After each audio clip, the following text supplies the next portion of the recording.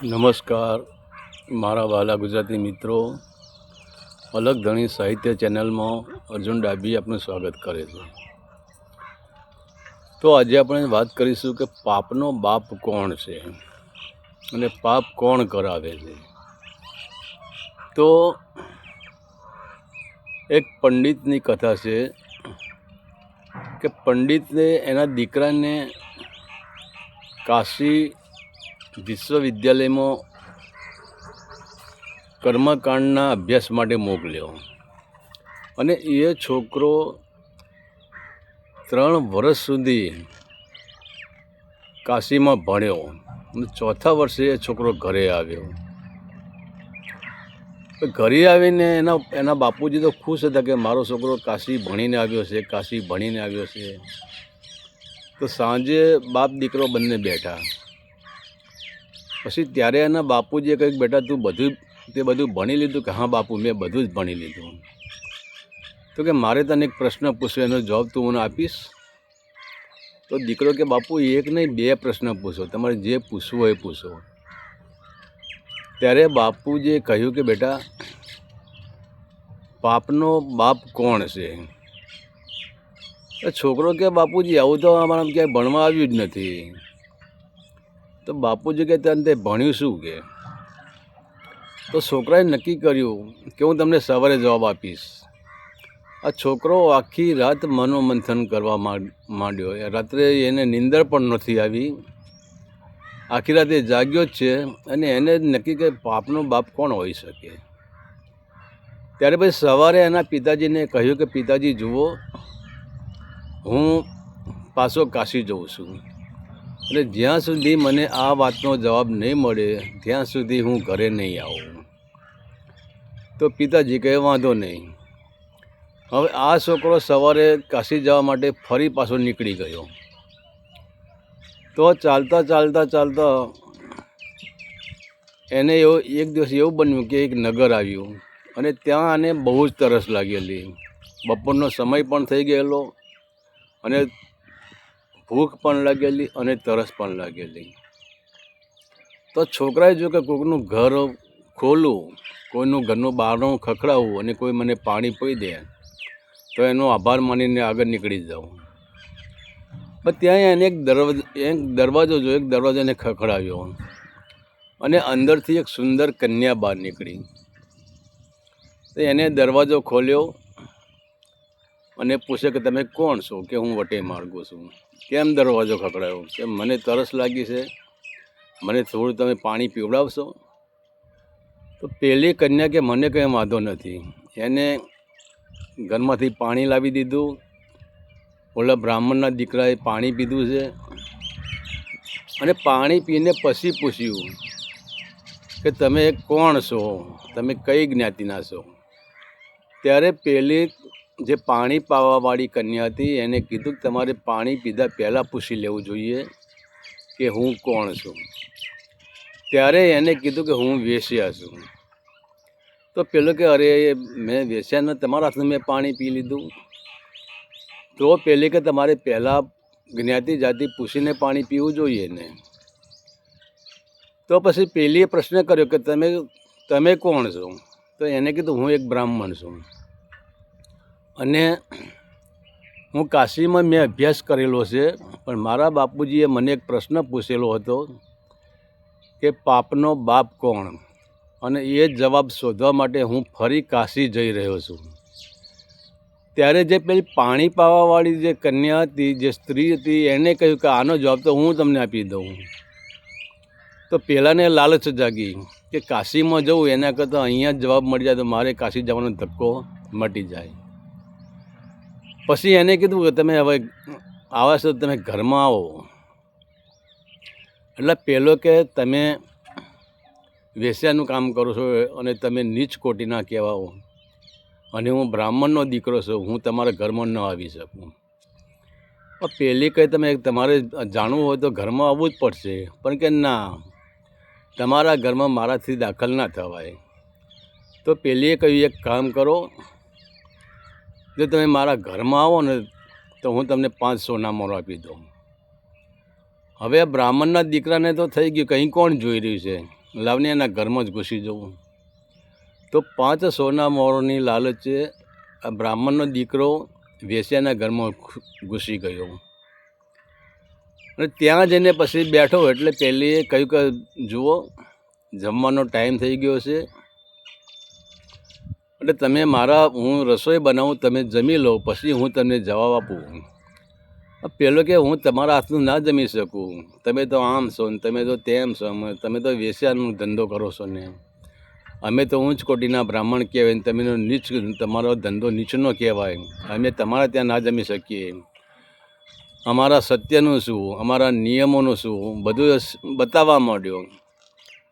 તો પેલીએ કહ્યું કે તમે એક કામ કરો કે તમે મારા હાથનું ના જમો તો કંઈ નહીં, પણ હું તમને કાચું સીધું આપું અને તમે જાતે બનાવીને જમો. ત્યારે પણ પેલો ના પાડે છે કે ભાઈ સીધું તો તારા ઘરનું જ ને, મારે જમવું નથી ને મારે અહીં બનાવવું નથી. ત્યારે પેલી સ્ત્રી કહે છે કે જો તમે મારા ઘરનું સીધું હું તમને આપું, તમે અહીં જમવાનું બનાવો ને જમો, તો હું તમને બીજી 5 સોના મોરો આપું. તો બ્રાહ્મણના દીકરાને થઈ ગયું કે 5 પેલીને 5 10 સોના મોરો તો થઈ. અહીંયા કોણ જોઈ રહ્યું છે, લાવને આનું સીધું લઈ લઉં. તો એને બધું સીધું, પેલી સ્ત્રીએ આ બ્રાહ્મણના દીકરાને બધું સીધું આપી દીધું.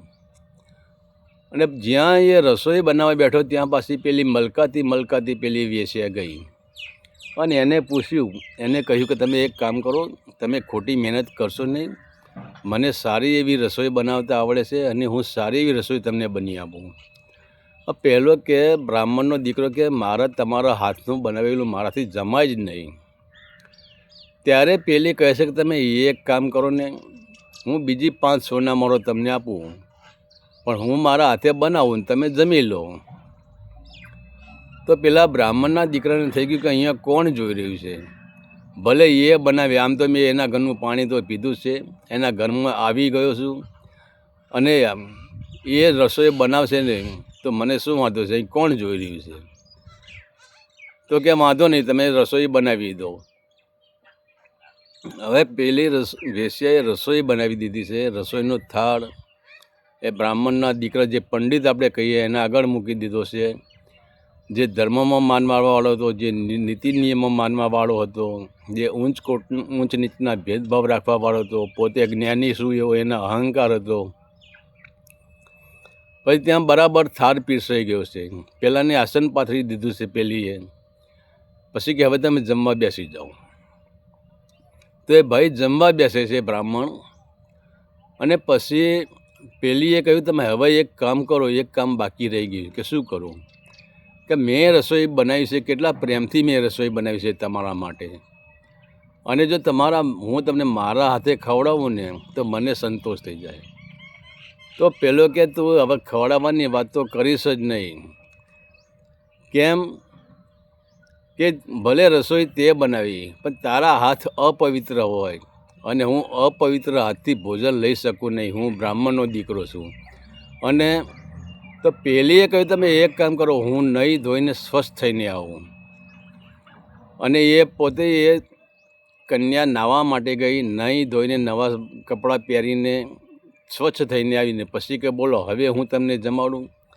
તો પણ પેલો ના પાડે છે કે ના, તમારું શરીર કલંકિત છે, તમારો ધંધો કલંકિત છે, તમારા હાથ પણ પવિત્ર ન હોઈ શકે, અને હું પવિત્ર બ્રાહ્મણ છું, તો તમારા હાથે તો હું ના જ જમી શકું. આ પેલીએ કહ્યું તમે હવે એક કામ કરો, અમે તમને 15 સોના મોરો આપી છે, અને જો તમે મારા હાથથી હું તમને જમાડું તો બીજી 10 સોના મોરો હું તમને આપી દઉં. હવે બ્રાહ્મણનો દીકરો તો લાલચમાં આવી ગયો, પંડિત લાલચમાં આવી ગયો. તો એને થયું કે અહીં કોણ જોઈ રહ્યું છે, લાવીને હવે એ જમાડે કે હું મારા જાતે જમું, મારે જમવું જ છે ને. તો કે કંઈ વાંધો નહીં, કે તમે મને જમાડી દો. તો પેલીએ 10 સોના મોરો પણ આપી દીધી. હવે બ્રાહ્મણ જોડે થઈ 25 સોના મોરો. અને પેલો તો હરખનો એને પારે ને કે લે આ કે આ ગાંડી છે, આનામાં મગજ નહીં, આનામાં બુદ્ધિ જ નહીં, આને મને 25 સોના મોરો આપી દીધી. પણ એને ખબર નહીં કે આ કોણ હતી. પછી જ્યાં બ્રાહ્મણનો દીકરો સામે બેઠો છે અને પેલી વેશ્યા હતી સામે થાળના સામે બેઠી છે અને પોતે જે થાળમાંથી આમ કોળીઓ લઈને આમ બ્રાહ્મણના મુખમાં મૂકવા જાય છે અને બ્રાહ્મણનો દીકરો જેને આપણે પંડિત કહેતા હતા એ મુખ પહોળું કરે છે કોળીઓ ખાવા માટે અને પેલી કોળીઓ તો નથી ખવડાવતી પણ 2 થપ્પડ મારે છે. એટલે પેલાએ કહ્યું કે તું મને થપ્પડ કેમ મારી, તારા અપવિત્ર હતી તે મને થપ્પડ કેમ મારી. ત્યારે પેલી કહ્યું કે ગાંડા, હું તો પવિત્ર છું, અપવિત્ર તો તું થઈ ગયો છે. એટલે કે મને ખબર ના પડી હું કેવી રીતે અપવિત્ર થઈ ગયો. ત્યારે પેલીએ કહ્યું કે તું, તારા બાપુજીએ તને કયો પ્રશ્ન કર્યો હતો કે પાપનો બાપ કોણ છે, એ જાણવા માટે જ તું કાશી જતો હતો ને? કે હા, એ જાણવા માટે જ હું કાશી જતો હતો. તો તને ખ્યાલ આવી ગયો કે પાપનો બાપ કોણ છે? તારે કેમ મારા ઘરમાં આવવું પડ્યું? તારે કેમ મારો લાફો ખાવો પડ્યો? તો એને કીધું કે ખ્યાલ ના આવ્યો. એટલે કે અરે ગાંડા, તું ભણ્યો શું? તો કે લોભ એ જ પાપનો બાપ છે. તું મારા ઘર, મેં તને પાણી પાયું, તું મારા ઘરમાં આવવા તૈયાર નહોતો, તો મેં તને 5 સોના મોરો આવી તો તું મારા ઘરમાં આવી ગયો. એ પછી મેં તને બીજી 5 સોના મોરો આવી તો તું મારા ઘરે મારું સીધું લઈને તું જમવા તૈયાર થઈ ગયો. એ પછી મેં તને બીજી 5 સોના મોરો આપી તો તે મને રસોઈ બનાવવાની હા પાડી દીધી. અને એ પછી મેં તને બીજી 10 સોના મોરો આપી તો મારા હાથે તું જમવા માટે પણ તૈયાર થઈ ગયો. તો પાપી હું, પાપી તું. પાપ કોણે કર્યું? મેં તો પાપ કર્યું નથી, પાપ તે કર્યું. અને તે પાપ કેમ કર્યું? કે તને સોના મોરાનો લોભ જાગ્યો અને એટલે તે પાપ કર્યું. ત્યારે પેલાને ખબર પડી કે હા, પાપનો બાપ એ લોભ છે.